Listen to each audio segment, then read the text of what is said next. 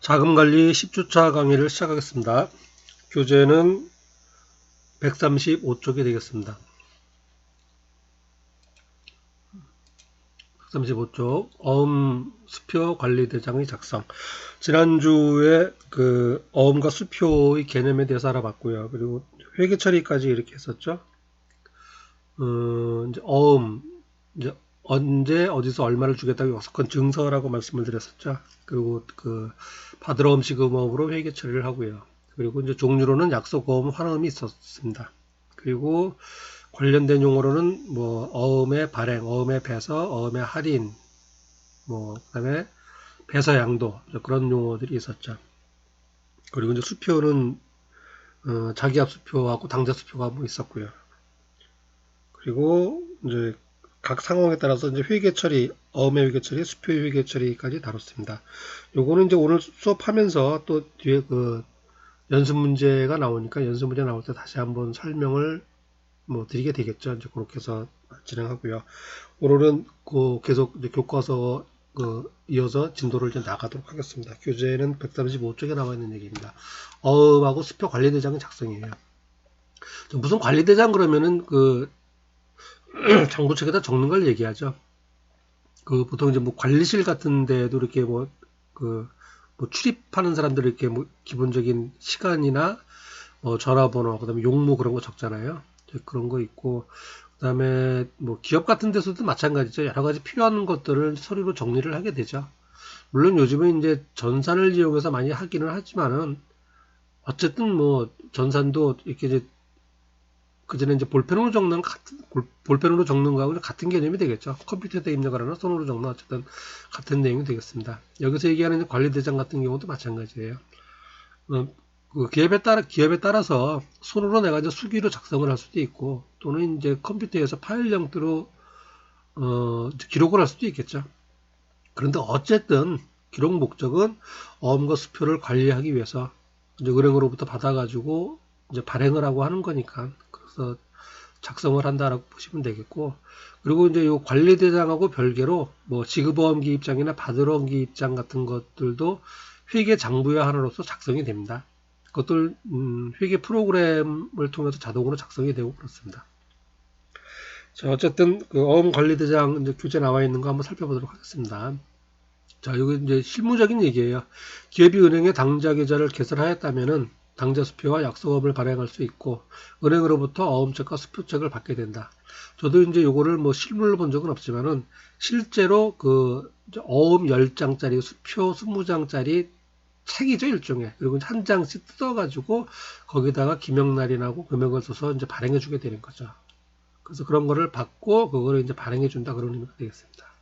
그리고 어음책은 한 권당 10장, 수표책은 한 권당 20장의 어음용지와 수표용지로 구성되어 있다. 그리고 유가증권이니까 유가증권, 분실과 도난 등에 대비하기 위해서 어음관리대장 또는 수표관리대장을 작성을 하고 그 관리를 엄격히 해야 했다. 이렇게 이제 되어 있습니다.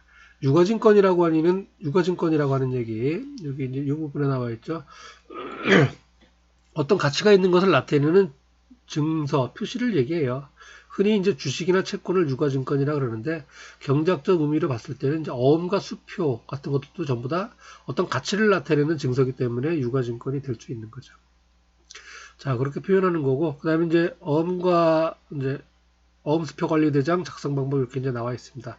이 어음수표 관리대장 같은 경우는 그 어떤 양식이 뭐 딱 정해져 법 같은데 정해져 있거나 그런 게 아니에요. 그 기업 내부에서 관리 필요성에 따라서 기업 내부에서 만들어서 사용을 하면 되는 거가 되겠습니다. 그리고 이제 교재 나와 있는 거는 이제 우리가 일반적으로 인터넷 같은 거에서도 그 어떤 서식 같은 거 검색을 해보게 되면은 그 양식 만드는 회사에서 대표적으로 사용하는 양식이 하나라고 보시면 되겠습니다.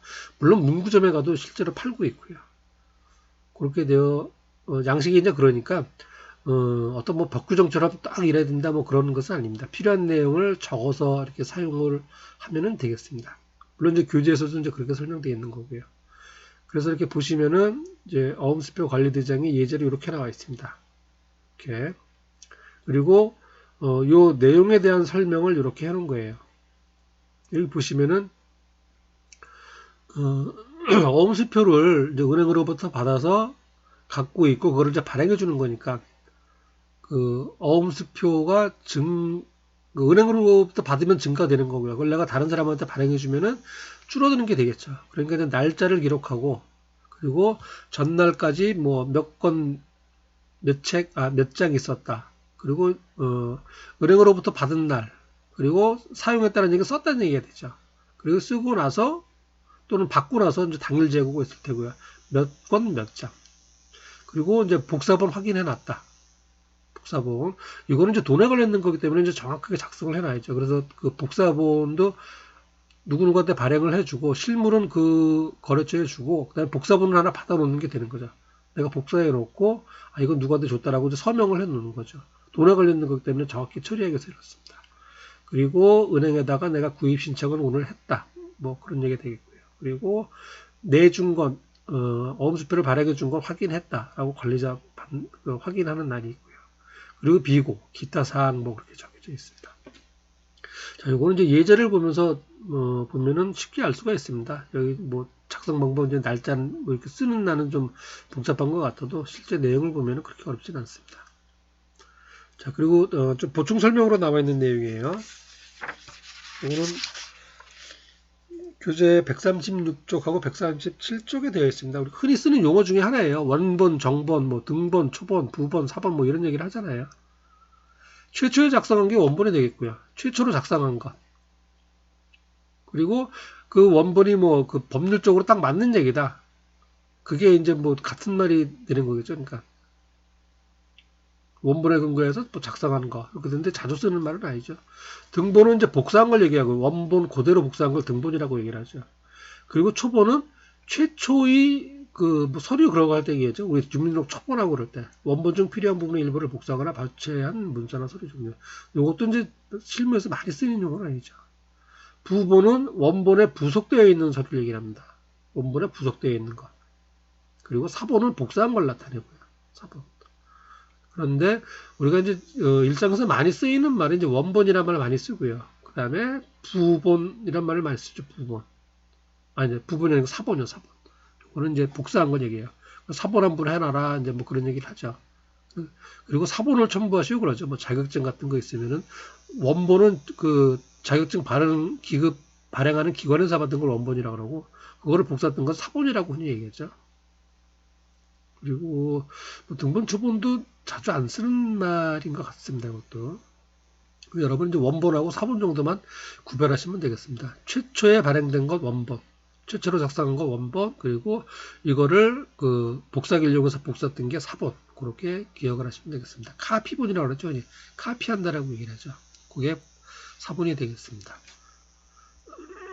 자, 그 다음에 이제 그 어음수표 관리 대장이에요. 이런 형태로 되어 있습니다. 이걸 인터넷에서 확인하더라도 이 형태가 딱 나와요. 이 형태. 근데 이제 요거 보시면은 근데 답이 약간 좀 틀리게 되어 있습니다. 여기 권장이 약간 틀리게 되어 있는데 그거는 이제 제가 좀 설명하면서 여기 좀 틀린 부분을 말씀을 드릴게요. 자, 문제하고 답을 같이 이제 확인해 보도록 하겠습니다. 6월 1일 날 그 은행으로부터 구입한 전일 재고, 그러니까 5월 30일자겠죠. 5월 31일 날 1권 8장이 있었다. 지금 이제 이건 어음에 대한 얘기예요. 주로 어음에 대한 거. 그리고 어음책 한 거를 구입을 신청했다. 일단 6월 1일자예요. 첫날짜. 전날짜, 그러니까 전일 재고. 5월 31일 재고가 얼마냐면은 1권 8장이 있었다는 얘기입니다. 10장짜리인데 2장은 이미 발행해 줬고 8장 남았다는 얘기죠. 그래서 1권 8장이에요. 장수는 8장이고 그걸 묶어서 한 권 그렇게 얘기를 하는 겁니다. 그리고 구입 신청만 했고 뭐 다른 변동은 없죠. 그러니까 여기 보시면은 금일 이제 오늘 저녁에 되겠죠. 오늘 아침에 1권 8장이고 오늘 저녁에 1권 8장이다. 그리고 내가 구입 신청을 하나 했다. 한 권 은행에다 했다라고 이제 담당자가 이제 서명한 거고요. 뭐 도장을 찍든지 서명을 하든지 그렇게 됩니다. 그리고 6월 3일 날 은행으로부터 어음 한 권을 받았어요. 그로부터 10장 받은 거죠. 10장짜리 한 묶음 한 권을 받은 겁니다. 그럼 6월 3일이 되겠죠. 6월 3일. 그리고 여기는 이제 전일 재고의 전날짜, 6월 2일자, 변동사항 없죠. 1권 8장이죠. 그리고 구입한 거, 받은 거죠. 한 권을 받았죠. 한 권. 그리고 이제 어음 번호는 201번부터 210번까지 되어 있고요. 그럼 금일 재고는 갖고 있던 거 한 권, 또 새로 받은 광고 2권이죠. 2권. 2권이고 장수는 이게 지금 책에서 지금 이건 답이 아마 오류가 아닌가 싶어요. 8장이 아니고 18장이 되는 거죠. 처음에 1권에 8장이 있었고 2권이 10장짜리죠. 지금. 2권 18장이 되겠습니다. 자, 그렇게 되는 상황이고요. 그리고 이제 6월 5일 날 보시면은 상품을 사오고 어음을 한 장 발행해 줬고요. 그리고 비품을 구입하고 어음을 발행해 줬습니다. 물론 여기 이제 뭐 상품 구입하고 어음 발행하고 뭐 비품 구입하고 어음 발행하고 하는 것들은 회계 담당자는 알아서 회계 처리하면 되는 거고요. 그리고 이제 요거 그 어음수표 관리대장 작성하는 담당자가 이거 작성을 하면 되겠죠.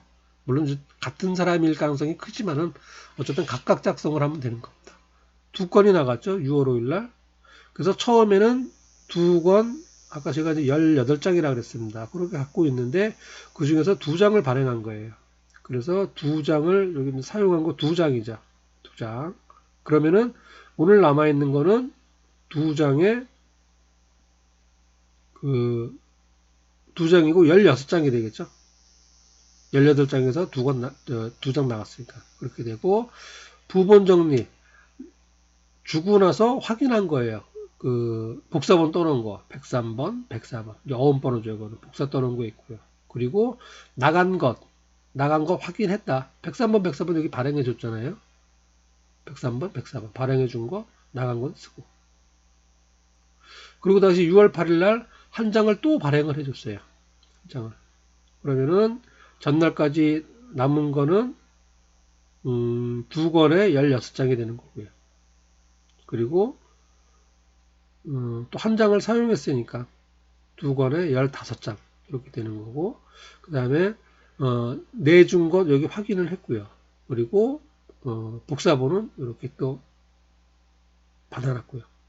받아놓은 게 아니고 내가 복사해 놓은 거죠. 누구누구한테 줬다라고 복사본에서 첨부해 놓은 거죠. 이렇게 기록을 하면 되겠습니다. 이게 지금 이건 이제 실무상에 사용하는 거기 때문에 실제로 이제 이런 형태로 사용하는지는 모르겠어요. 저도 그건 실무를 제가 직접 해본 건 아니기 때문에. 근데 여기 보시면은 약간 순서가 좀 매끄럽지는 않은 것 같아요. 그 기록하는 것 자체가. 그래서 요거는 만약에 이제 여러분들이 만약에 이런 거 담당한다 그러면은 어떠한 내용들이 필요할까라고 생각해서 거기에 맞춰서 양식을 작성을 하면 되는 겁니다. 그런데 어쨌든 어음이 들어오고 나간 거에 대한 기록을 그 어음 들어오고 나간 거에 대한 모든 기록은 요 속에 다 있어야죠. 있고 그때 담당자가 확인을 해야 되는 겁니다. 그리고 이것도 이제 한 달 치든가 아니면은 매일매일 변동이 있었을 때 결제를 맡을 수도 있겠죠. 그거는 이제 회사 상황에 따라 틀리겠죠. 이게 얼마나 자주 있느냐에 따라서 그렇게 해서 작성을 하면 되겠습니다. 어쨌든 여기 권하고 장이 되어 있는데 한 권 10장, 한 권 10장짜리입니다. 그럼 받으면 이제 2권이 되고 장수를 합쳐서 당연히 기록을 하는 게 맞겠죠. 그래서 그게 지금 여기 책에 있는 답이 틀린 것으로 이렇게 추측이 됩니다. 자, 이제 됐고요. 뭐 크게 중요한 내용은 아니기 때문에 여기까지 말씀을 드리고 넘어가도록 하겠습니다.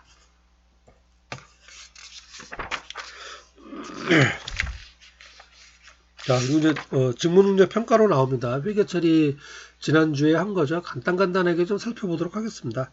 어음과 수표에 대해서는 회계처리하는 게 제일 중요하게 일단 개념을 정확히 알아야 되고요. 개념. 약속어음, 환어음, 그리고 당좌수표, 자기합수표. 개념 정확하게 알으셔야 되고요. 그리고 회계처리하는 거 알아야 되고. 그리고 이제 부도났을 경우 어떻게 되는가 전체적인 흐름 같은 거는 알고 있어야 되는 상황이 되겠습니다. 자, 직무능력 평가. 그래서 이건 이제 회계처리 간략하게 살펴보고 지나가도록 하겠습니다.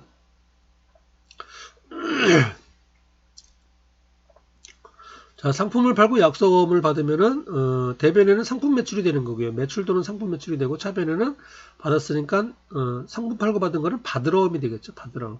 그렇게 기록하고 만기가 돼서 현금을 휴소했다 그러면 차변에 현금 900원, 대변에 받으러온 900원.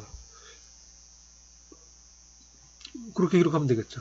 그리고 이제 상품을 매입하고 어음을 발행하였다. 그러면 차변에 상품 기록하면 되고요. 물론 3분법인 경우는 매입 그렇게 기록해도 됩니다. 그런데 3분법에서는 매입 그렇게 기록하는데 저희가 흔히 사용하는 그 K랩 프로그램이나 또는 스마트A 프로그램에서는 그냥 상품 계정을 사용해요. 그리고 이제 논리적으로도 굳이 매입 안 하고 그냥 상품 계정 쓰는 게 논리적으로도 맞습니다. 그래서 저도 예전부터 이제 학생들한테 이제 그렇게 설명을 해왔었고, 실무에서도 마찬가지예요. 뭐 매입을 하나 상품을 하나 큰 차이는 없는데, 논리적으로는 상품 기록하는 게 맞습니다. 그래서 3번 같은 경우는 차변에 상품 700원, 대변에 지급업 700원. 그리고 만기가 돼서 현금 지급하였다. 그러면은 차변에 지급업 700원, 대변에 현금 700원. 가장 대표적이고 전형적인 거래 내역이 되죠. 받으러옴, 지급업으로 회계 처리한다. 상품 매매인 경우에요. 재고자산 매매인 경우에는 받으러옴, 지급업. 자, 다음 두 번째가 되겠습니다. 상품 300원을 매입하고 대금은 매출처 중앙상사에서 인수를 받아 환화음을 발행해 주었다. 환화음을 발행해 줬다는 얘기는 내 돈 안 주고 저쪽에서 받을 돈 있으니까 그건 네가 대신 받아라라고 준 거죠. 차변에는 상품이 되고 어쨌든 상품 사온 거니까 상품 300원이 되고 대변에는 저쪽에서 받을 돈이 나가게 되는 거죠. 어음은 내가 줬지만 어음 대금은 내가 주는 게 아니고 내 거래처인 중앙상사에서 주는 거죠. 중앙상사에서 내가 받을 돈은 아마도 외상매출금이겠죠. 외상매출금. 그러니까 요거 같은 경우는 차변에 상품 300원, 대변에 외상매출금 300원. 그렇게 되고요. 자, 두 번째, 상품을 매출하고 대금은 환화음을 받았다. 자, 그럼 요거는 대변에는 이제 매출이 되는 거고요. 매출 또는 상품 매출 650원이 되는 거고, 차변에는 그냥 받으러옴이 되는 겁니다. 받으러옴. 내가 전주 상사에서 받든 또는 다른 데서 받든 난 누구한테가 받을 거 아니에요. 어쨌든 어음 대금을 받는 거죠. 그러니까 받으러. 그리고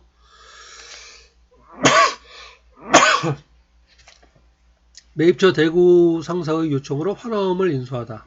환화음을 인수하다는 얘기는 알았다. 그 돈 내가 지급하겠다라고 약속한 거예요. 이거 좀 내용이 어렵습니다. 지금. 매입처 대구 상사의 요청으로 환화음 460원을 인수하다. 무슨 말이냐면 내가 대구 상사로부터 그 전에 외상으로 사온 게 있어요. 그러니까 갚을 돈이 있었다는 얘기죠. 외상 매입금이 있는데 대구 상사에서 나한테 요청해 온 거예요. 대구 상사에서 나한테 뭐라 그러냐면은 나한테 갚을 돈 주지 말고 내가 어음 발행했으니까 그 어음 대금으로 저 사람한테 주시오라고 하는 겁니다. 그럼 알았다 그러면 나는 주면 되는 거죠. 그러니까 지금 외상매입금이 없어지고 지급어음이 생기는 그런 거래예요. 차변에는 외상매입금, 대변에는 지급어음 이런 거래가 이루어집니다.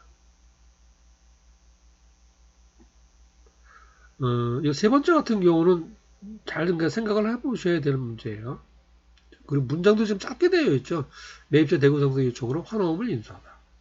뭐 말은 딱 맞는 말인데 어쨌든 좀 이해하기가 약간 쉽지는 않은 그런 문장이 되겠습니다.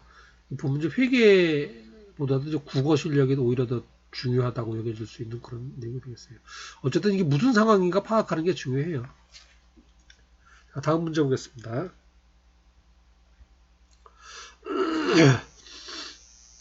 약속어음을 받고 현금을 빌려주었다. 차변에는 이제 빌려준 거니까 대여할 때는 빌려주었다는 얘기입니다.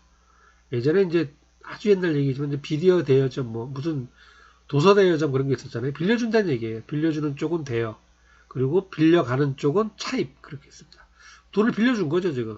빌려준 거니까 대변에 현금이 나갔을 거예요, 현금.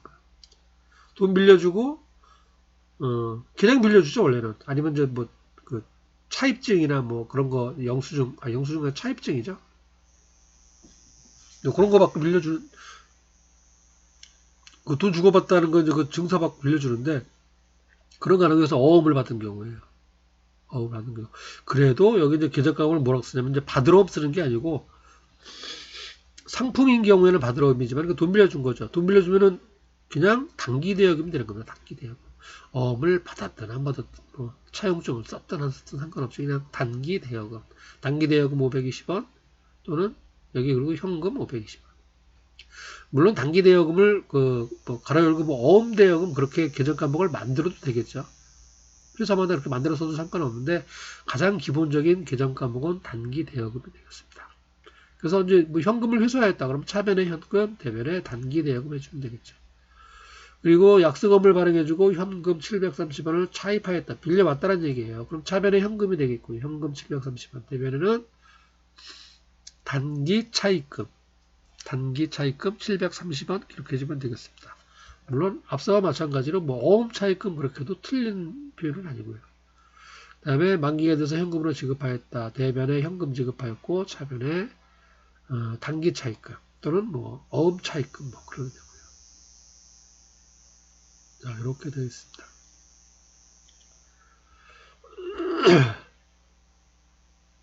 다음 네 번째가 되겠습니다. 차량을 구입하고 뭐 처분했다 그랬죠. 이거 이제 뭐 감가상각 누계액 뭐 그런 것 때문에 이제 그런 건 좀 어려운 회계 처리로 들어가니까 그런 거는 생략을 하고 어음에 관련된 거를 이제 묻기 위해서 이제 나온 질문이 되겠습니다. 어음을 받았다. 차량 처분하고 어음 받았다. 그러면 대변에 차량 운반구가 이제 팔려나간 거죠. 그리고 여기 어음 받았으면은 흔히 이제 받으러 하기 쉬운데 받으러는 지금 아까도 조금 전에도 말씀드렸다시피 상품 거래인 경우에만이에요.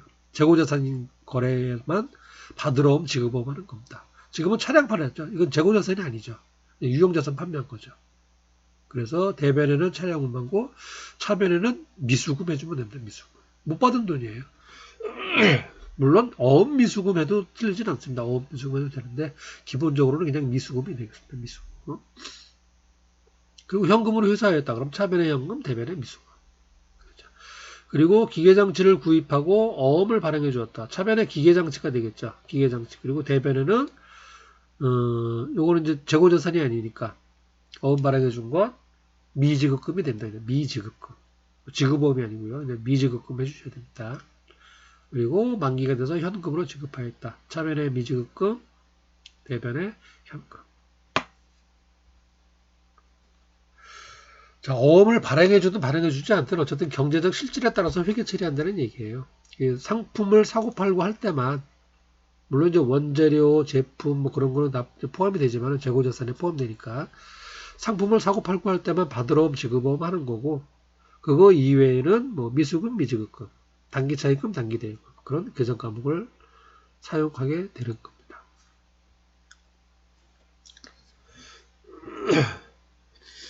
다음은 교재는 이제 139쪽이 되겠습니다.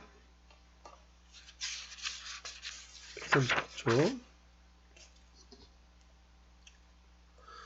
보시면 이제 어음이 부도가 났어요. 받으러옴이 부도가 나서 지급거절 작성 비용 등 지급 30원을 현금으로 지급받아. 받으러옴을 못 받게 되는 거죠.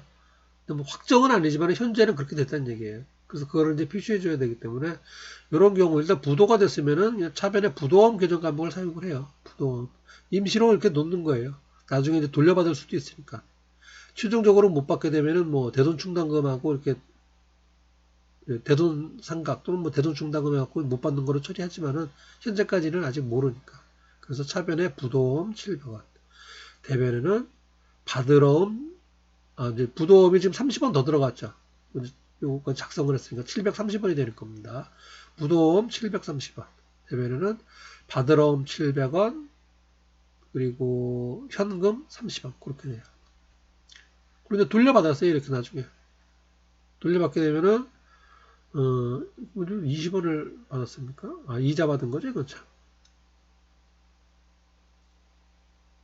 부도음 730원을 받았겠죠. 30원도 비용으로 들어간 거니까. 그리고 이자까지 받았어요. 며칠간 못 받았으니까. 그 이자 쳐서 받아야죠. 그래서 차변에 현금 750원이 되는 거고요.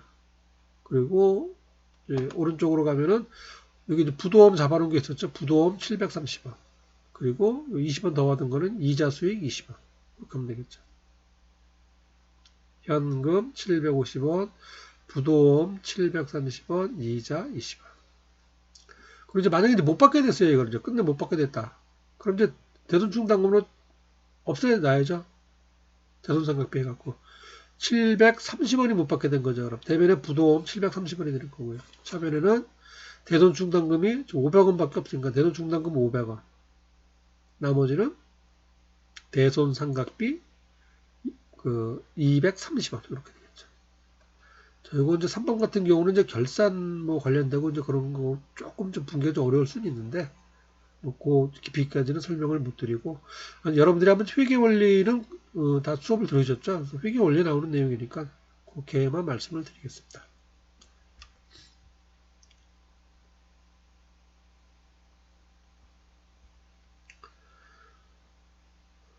그리고 6번이 되겠습니다. 뭐 수표 발행하는 거죠. 당좌예금하였다. 차변에 당좌예금, 대변에 현금 그렇게 되겠죠. 1번 같은 경우는.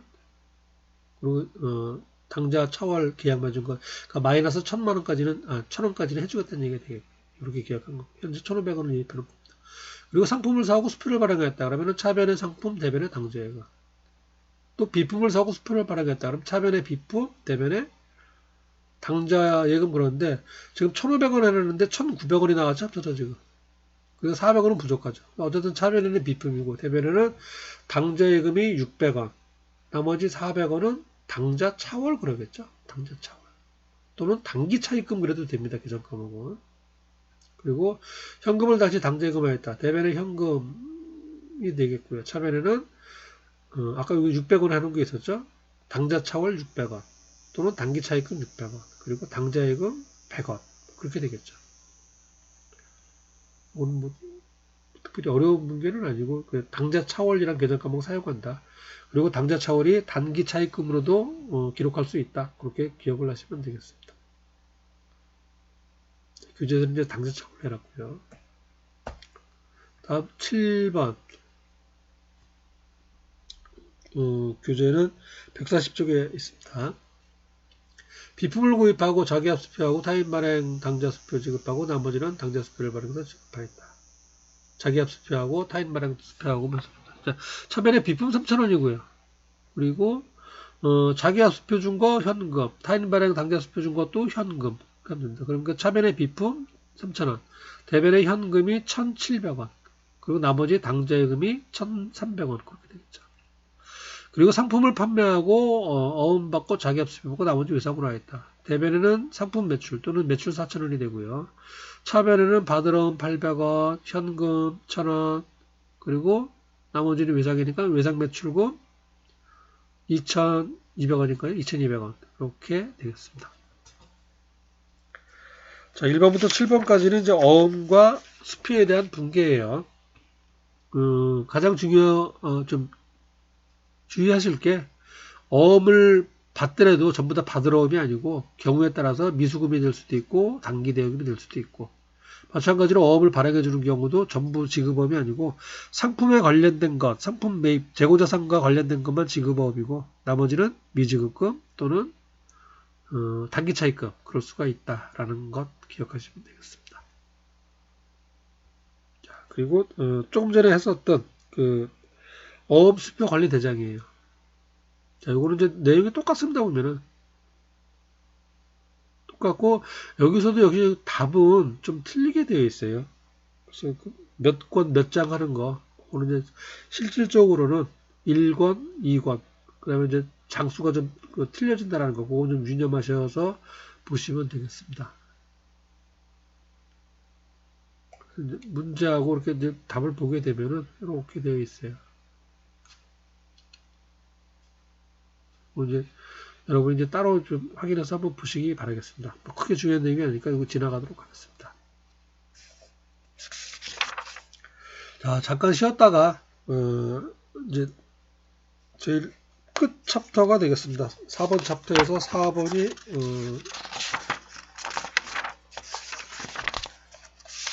제일 마지막 그 절이라 그럴까요? 그렇습니다. 어음수표 이제 분실하거나 부도났을 경우 어떻게 할 것인가 하는 것들이에요. 실무적으로 이제 해야 될 일들이 쭉 설명되어 있습니다. 이거 잠깐 쉬었다가 하도록 하겠습니다.